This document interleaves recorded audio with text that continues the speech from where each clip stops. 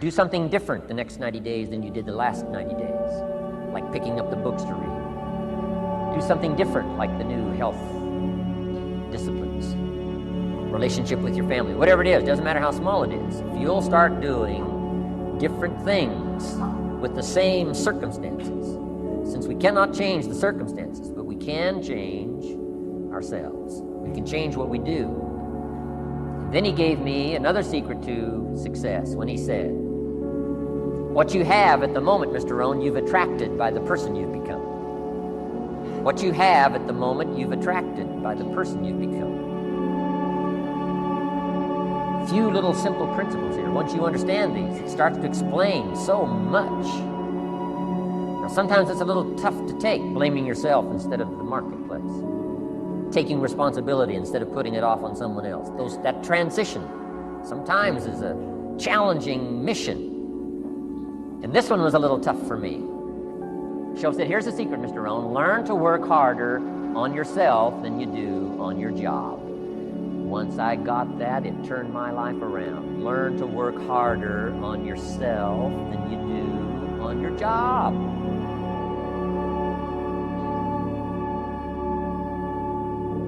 He said, if you work hard on your job, you'll make a living. If you work hard on yourself, you can make a fortune. If you would have known me at age 25, you would have said, Jim Rohn's a hard worker. If you'd have known me, you'd have said that. I'm the guy, I don't mind coming a little bit early, staying a little bit late, I don't mind that. You'd have said, well, Jim Rohn's a hard worker. You say, well, how come he's got pennies in his pocket and nothing in the bank and behind on his promises? Well, I was a hard worker, but I was working hard on my job, not on myself. I'm telling you, if you'll learn that simple little principle and start the process today, latest tomorrow, I'll give you tonight to think it over. And start this whole process of personal development, work on yourself, make yourself more valuable to the marketplace. I'm telling you, you can so dynamically change your income, and economics is the least of the values that you can start earning in terms of equity if you'll start working harder on yourself than you do on your job. Work hard on your develop the skills. Work hard on yourself and develop the graces.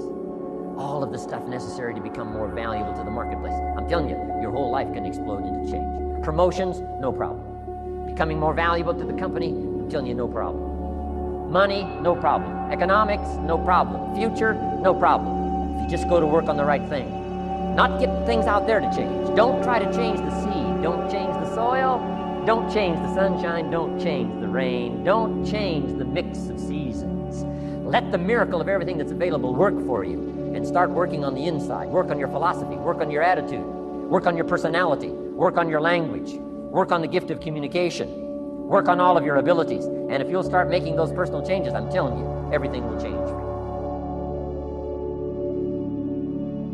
Mr. Shoaff, over a 5-year period before he died at age 49, he taught me some extraordinarily simple things. He only went to the 9th grade in school. Never finished high school, never went to college, never went to university. So he put his ideas and his experiences in very simple language, which I think for me, a kid from the farms of Idaho, that simplicity was so important. Because if it would have been technical, I'd have missed it. If it would have been mystic, I would have, backed away. But it was just basic, blunt, ABC, familiar stuff that I hadn't thought of before. And he did start to remind me, and those ideas changed me. Mr. Shoaff was the one when I said, this is all they pay. He said, you've been working 6 years, Mr. Rohn, how come you're not doing better? And I said, this is all the company pays. He says, well, that's not true. I said, no, this is my paycheck. This is all the company pays. He said, no, this is all the company pays you. I thought,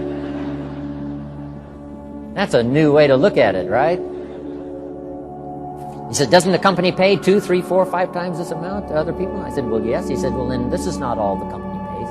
It's all they pay you. And if you qualified, wouldn't your income grow 2, 3, 4, 5 times? I said, I suppose. So he said, we don't have to work on the company. We have to work on you. See, that was the beginning of what he called the phrase personal development. I told him things cost too much. He said, no, you can't afford them. I thought, well, that's a new concept. I hadn't thought about that. You know, we put some of the valuable things on the high shelf, so you can't get to them until you qualify. If you want the things on the higher shelf, you've got to stand on the books you read. Every book you read, you get to stand a little higher so you can get the things on the higher shelf. See, I learned those concepts. It was so incredible. And here was the most important one. Success is something you attract by the person you become. See, that phrase changed my life. Success is something you attract by the person you become. Success is not something you pursue. It's like chasing a butterfly, you can't quite catch it. Success is something you attract by becoming an attractive person. See, those were new concepts to me. I'm just working hard trying to make a living. Here's what he said to me. This changed my life. I got a chance to teach this in Moscow and across Russia. 3 visits, and now the 4th. Here's what Shove taught me. Profits are better than wages. Nobody taught me that in high school. Nobody taught me that. I went to 1 year of college. Nobody taught me. Profits are better than wages. Wages make you a living. Profits make you a fortune. And how could you work on both a living and a fortune? He said, well, you could start part-time working on your fortune while you're working full-time on your living. I thought, wow. Now, he said, it's fun to get up in the morning. Not just getting up, go to work to pay the rent, but to get up to go to work to make a fortune. First, to make a living for my family. Second, to make a fortune. And he taught me how to make both a living and a fortune. Guess what I did? I learned how to make both a living and a fortune. And I found out anybody could do it once they get the information.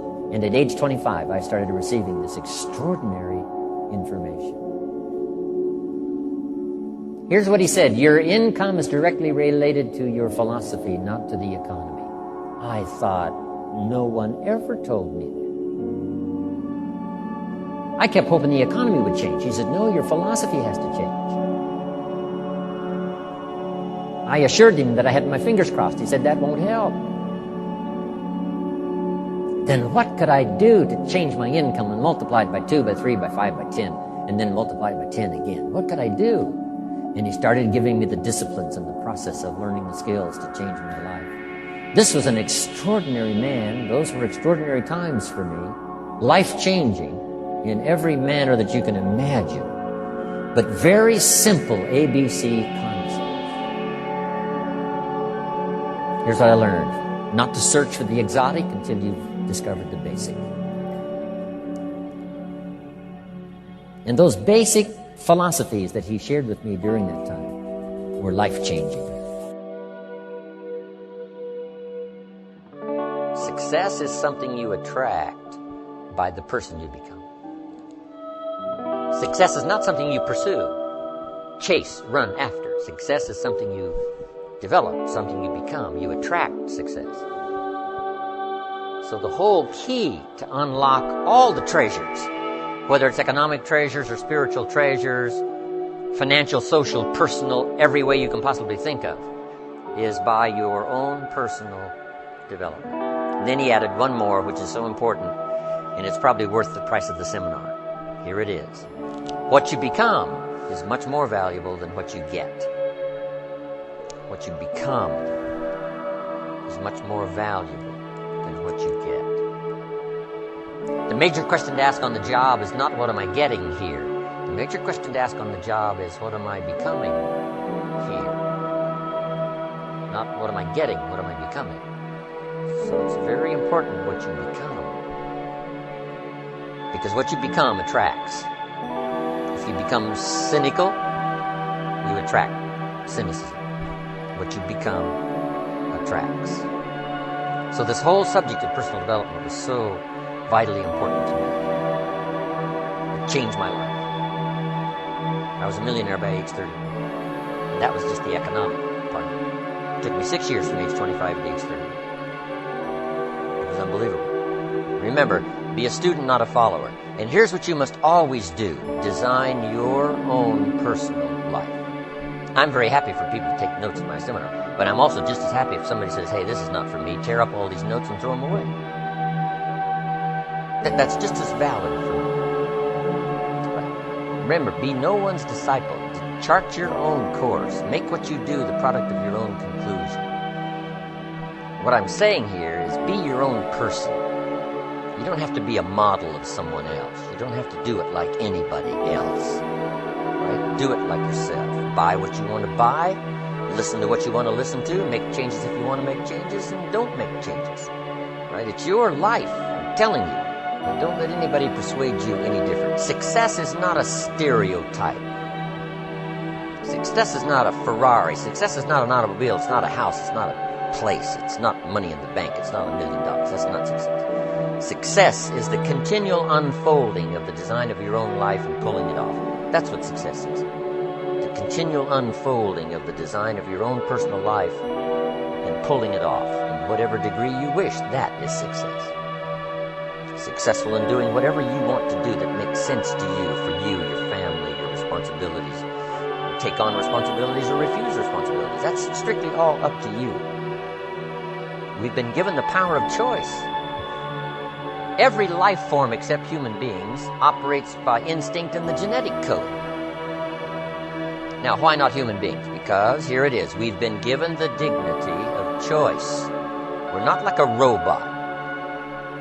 We're not stuck like a tree, using up all the nourishment, nothing left, now you die because you can't change location. Not true. Humans can go north, south, east, west. Humans can change, do anything they want to do.